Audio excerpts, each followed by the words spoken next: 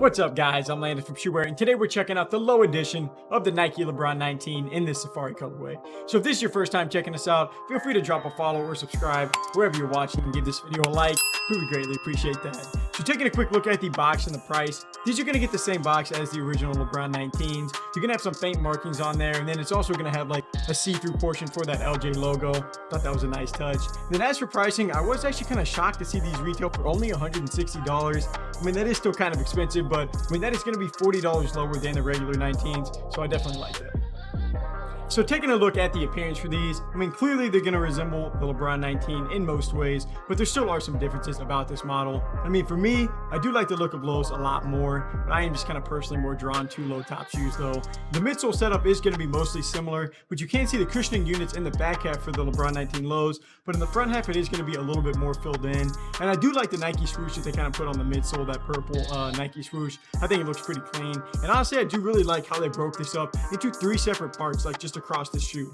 Like on the overlay for the toes where you see that cheetah print, I think that's the right animal, but I mean that toe region, it is going to feel a little bit more durable, kind of got like a rough feel to it. I won't really get into the materials right now, but I just think the setup is pretty cool. And then on the tongue, you're going to get a lion face with the little LeBron tag on there as well. I mean, this whole shoe is just like really quality compared to some other lines when they try to do the same type of thing, taking a high to a low top shoe. But I mean, these are also going to be somewhat expensive, and it is LeBron's line. I'm not saying that he gets preferential treatment, but if he did or does, I mean, you know, why wouldn't he? But now let's go ahead and check out how these shoes are going to hold up on the So now getting into more of the materials and the performance side, and starting off with the cushioning, I was a little bit surprised to see that React text on the outsole, only because I knew the original LeBron 19 release just didn't have that type of cushioning. So with that, the LeBron 19 low is still going to have the same Max Air units. You can actually see those through the midsole like I was saying, but instead of using Cushlon, these are going to get some Nike React technology, which is just like a lightweight foaming to give you a smooth and responsive feel on the court.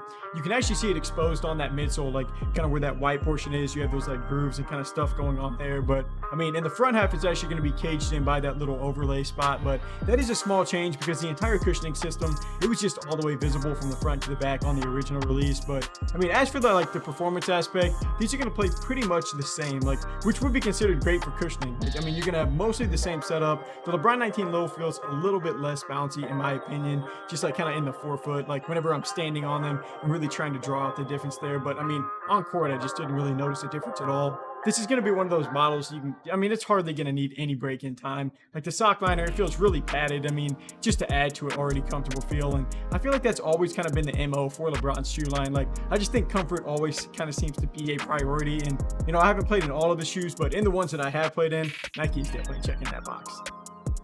So now getting into the materials and the support, with this shoe being cut down to a low top version, some changes were clearly going to have to be made for this section. So as far as the upper goes, it is kind of split up into 3 different sections. First is going to be the overlay for the toe, and that's going to be a little bit rougher, like it's almost a sandpaper-like feel. Then the middle portion is going to be some woven materials that, I mean, kind of look like a webbing or a net. It's going to be that tan section there, and that's actually covering up or kind of running over what is the heel portion of the shoe in the zebra print, which actually, I mean, it's going to feel like a basic textile, but it's going to connect all the way up to the front of that cheetah pattern there. You just can't really see it because of that netting part. So I really do love this setup, and it actually puts us in a perfect spot to go ahead and talk about the support, which is really nice, especially for a low top design. So I'll stay in that spot and kind of talk about the laces, which are going to feed through that tan netting. And I mean, that overlay is going to do a really good job of just keeping your foot secure. I mean, you aren't going to be sliding around or anything like that. And just a flashback to the LeBron 18s from last year, they were more of a mid to low top design too, but I mean, Nike used some type of lino weave like pattern on the upper or something like that. I think that's what it was. I don't totally remember what it was, but I mean, it just did not play very well for me at all. Like, that is one of the very few shoes that I've actually rolled my ankle in while I was testing them out, but they fixed a lot of that on the LeBron 19s, and the support plays really well on the low version too. And it's something they added to the lows, or at least they brought out a little bit more. There's going to be some Achilles pads in the sock liner to kind of help with the support. And I really just wanted to bring that up because I reviewed the Zion 2s last week, and they had the same pads kind of in that sock liner, but they were mad uncomfortable. Like, I actually just got a new colorway because I just want to test or confirm my theory. But I mean, if they play as stiff as the Voodoo colorway played, I might be out on the Zion 2s. I mean, I just got those in, so I'm going to test them out, kind of see how they feel. But I mean, I say all that just to kind of give another small compliment to the LeBron 19s. Like, the comfort is really good, the materials are quality, and the support is much better, and it's heading in a really good direction. And another reason reason I am kind of more drawn to lows, especially when we're talking about LeBron's line, is they are going to be lighter. I mean, the LeBron 19 is actually the heaviest shoe that I've ever played in to this day. But I mean, the lows, they shaved off over 100 grams, and now they're gonna, for a size 10.5, they're gonna weigh 478 grams. That is still gonna be a little bit heavy for a low top shoe, but I mean, it is the best it's gonna get.